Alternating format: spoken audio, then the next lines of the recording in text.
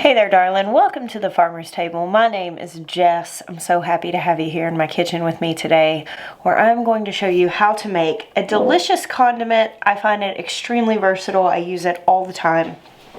Oh, it's back here. It's called Chili Crunch or Chili Crunch oil. Now, really quickly before we dive into this, I'm going to show you today the easiest and simplest possible chili crunch that you can make. Now, you will come across something like this often in like Thai restaurants. In fact, multiple different types of Asian cuisines use some similar version of this. And to make a very authentic chili crunch, what you do is you heat oil on the stove. You actually fry shallots and garlic and onions, and you mix the seasonings in. It's lovely.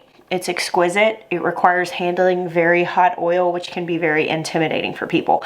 I have made that. It's fantastic. Today, though, I want to tell you the most basic recipe. So this is like a simple, fast chili crunch, which the way that you make this is with all dehydrated ingredients. So it's not ready as quickly as if you fry everything on the stove. If you fry everything on the stove, it's ready to use right away as soon as it cools off enough to handle. Whereas this is gonna need at least a week to infuse, but this lasts a long time. It's easy to throw together, and I think it's a really good starting point if the other is intimidating for you. All right, so you'll see in this jar, this is a jar that I've had for the last couple of months. When I made it, it was full, and I use this a lot.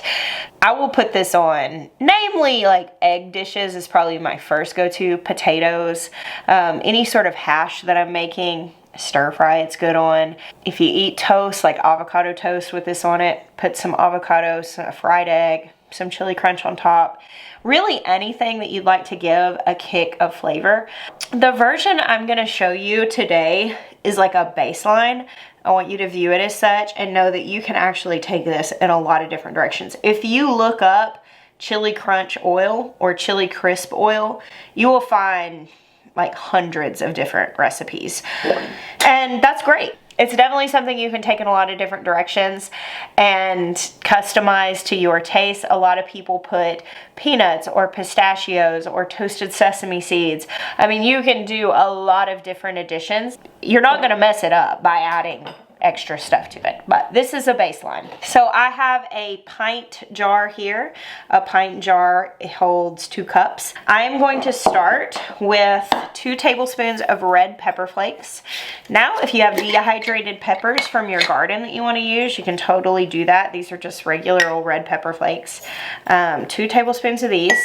Of course, how spicy you want this is where you can play with it. When the peppers start coming in and we start dehydrating peppers, this is really great to make with one of my favorites is called Sugar Rush Peach peppers.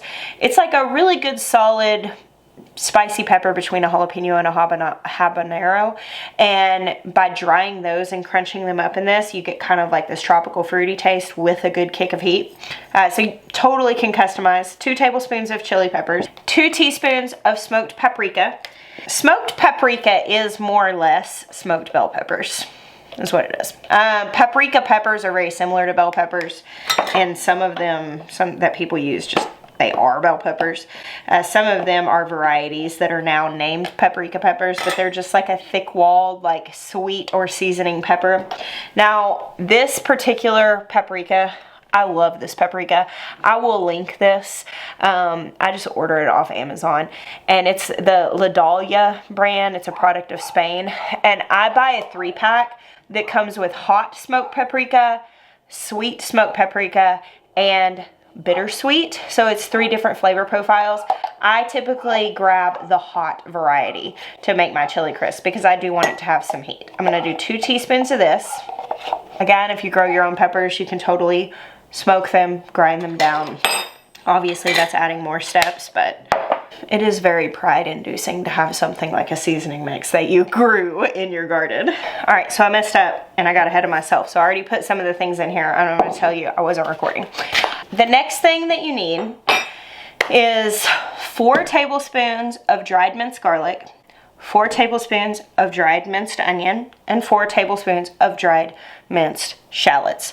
As I mentioned, if you were doing an authentic chili crisp, you would actually be frying all of these things in the oil. Because this is like the quick and easy version, we're using dehydrated stuff. You can dehydrate it yourself. You can purchase these things. Shallots are the hardest thing of these three. Like dried minced onions and garlic, pretty easy to come by. You can buy them bulk online pretty simply. I'll put links to these ingredients, at least the ones that I know of where you can purchase them online. If you can't find the shallots, just either nix it and just don't include it. It'll still be good without it. Or if you want, you can add extra onions in place of the shallots. So I started to put the stuff in and I realized it wasn't recorded. All right. All right, next we need 1 tablespoon of salt, but not all salt is created equal. Now, if you are looking to elevate your cooking from being like, you know, you're just learning, you're getting into it, but you want to be like awesome, good salt it makes a massive difference in how things turn out. Now, in the case of this chili crisp, I like a good chunky salt because it's actually adding to the texture. So this is probably my favorite texture of finishing salt or salt for something like this. This is called Malden. I'm trying to find a good piece to show you what it looks like. So these actually this is sea salt. And it's actually in these cool little pyramid shapes. It's really neat looking. And this is my favorite salt in this particular thing because it's gonna add nice texture. Of course, it's gonna dissolve a little bit in the oil, but not a lot. So I'm gonna put 1 tablespoon in. If you are on like a low sodium diet situation, you can leave the salt out. It's completely okay. And I would say if you're using like a very, very fine salt or an iodized table salt, that may taste more salty than like a high quality sea salt. So maybe start with less and taste your finished product before you put the full tablespoon in. Because I would think that a tablespoon of table salt would probably make this pretty salty tasting, whereas a tablespoon of sea salt really, it's still good at that point. All right, the last thing, this is optional. This is something you would probably have to special order, whereas the rest of these things you may be a little more easy to get a hold of. This is umami powder, which is actually made from shiitake mushrooms. These are essentially like a dehydrated shiitake mushroom. It does have some salt in it. A lot of chili crisp recipes actually call for MSG, and I don't buy MSG and put it in my food. It's just one of those ingredients that you can have kind of inflammatory responses to. But I found this umami shiitake powder, which adds that rich flavor, and I just put 1 teaspoon in. So I don't really want to overdo it, but I do want to add that layer of flavor into my chili crisp oil. As I mentioned, I will link that as well. Now, I've got all of my crispy bits in my jar, and I want to cover this with a cup of oil. You can use whatever oil you want here. Now, one of the benefits for me for making chili crisp at home is that I can use a higher quality oil that can be less inflammatory. A lot of the chili crisps that you can purchase at the store, I know that Trader Joe's has one. It's very good.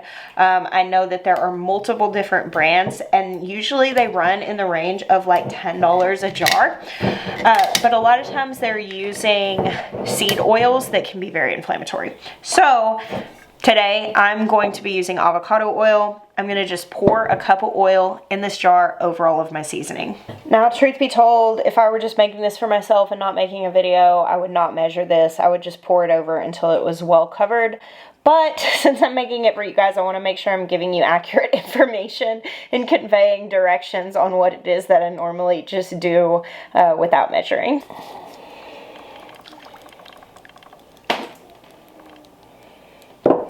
You know, I really should just learn to just do what I normally do and let you all be big boys and girls and figure it out, because in trying to do it differently to give instruction, I always make mistakes. I missed the jar trying to pour the oil in here, so I didn't get my full cup of oil in. I'm gonna have to add to it. All right, so I'm gonna just like move these ingredients to make sure this oil is going all the way in, completely filling up all the cracks, that I don't have any big open spaces. All right, I'm gonna add a little bit more here because I accidentally poured some out on the floor. Really, this does almost fill this jar. There we have it. Now, if you like spice, you can do more of the smoked paprika, or you can add a teaspoon of cayenne pepper, which I do because I do like spicy food. And if you like it like crazy spicy, if you like the kind of spicy food that makes you cry, go ahead and add more. Do what your heart tells you. This is your chili crunch. You can do what you want. So typically I think chili crisp is this, and it'll sometimes have like sesame seeds and stuff like that. Whereas chili crunch has nuts and things like that in it, peanuts, pistachios. Either way, like you can add, there's multiple other things that people put into them, but this is like a more basic one, and it is so good on anything where you want like a little bit of texture, you want some added flavor, some added savoriness, spiciness. All right, so here's my jar with all the seasoning in here. Now you could eat this right away, but it's not gonna be in the optimum flavor. Typically what I do at this point is I just put it in the back of the cabinet and give it at least a week or two before I start putting it on things. You can see this one is way more like melded together. The oil ends up getting super infused with all of like the peppers and stuff like that, so it turns really like dark reddish orange. This one's not there yet because it hasn't had the time to mix up. And eventually, like what I do is I just scoop a scoop of this out on top of quiche or potatoes or whatever dish I'm wanting to add a kick to. Sometimes I will also just drain some of the oil off and use the oil in things where I'm wanting a little bit of flavor. So that's it. There's my hot chili crisp, oil, whatever you call it. The super easy, fast version. If you've ever made something like this, I'd love to know what your must-have additions are to it. Thank you for hanging out with me today. God bless you. Until next time.